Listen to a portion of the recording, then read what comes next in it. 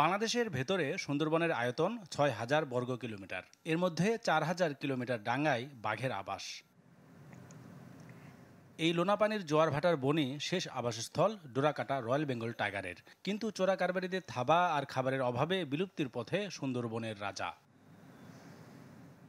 বিশেষজ্ঞরা বলছেন, চোরা শিকারীদের ফাঁদে প্রতিনিয়ত আটকা পড়ছে হরিণ, শূকর, বানর সহ অন্য প্রাণীরা, যা বাঘের প্রধান খাবার। বাঘ না থাকার, বাঘের বংশবিস্তার না হওয়ার কারণ হচ্ছে যে সুন্দরবনে বাঘের যে খাবার, সেই হরিণ, সেই হরিণের অপর্যাপ্ততা থাকে। এছাড়া সুন্দরবনে যে খালে বিষ দিয়ে মাছ মারা হয়, সেই পানি খেয়ে অনেক সময় বাঘ রোগাক্রান্ত হয়ে মারা যায়। শিকারীদের ধরতে অভিযান অব্যাহত আছে বলে জানায় বন বিভাগ। হরিণ শিকারী বলশ্বর নদী পার হয়ে আসে, তারা ওই দিক থেকে এনে নামিয়ে দিয়ে যায় শিকারীদেরকে। যখন আবার হরিণ শিকার শুরু হয়, শিকার হয়ে যায়, তখন ফোন দেয়, তারপরে তড়িৎ চলে যায়। খুব সহজ। কিন্তু আমরা এটি রোধ করতে কিন্তু আমরা ওই অঞ্চল দিয়ে ৩টি সংগঠন আমরা দাঁড় করিয়েছি, স্থানীয় জনগণ, তারপর চরদুয়ানিতে এবং শরণখোলাতে, এবং 10 জন করে টিম আছে।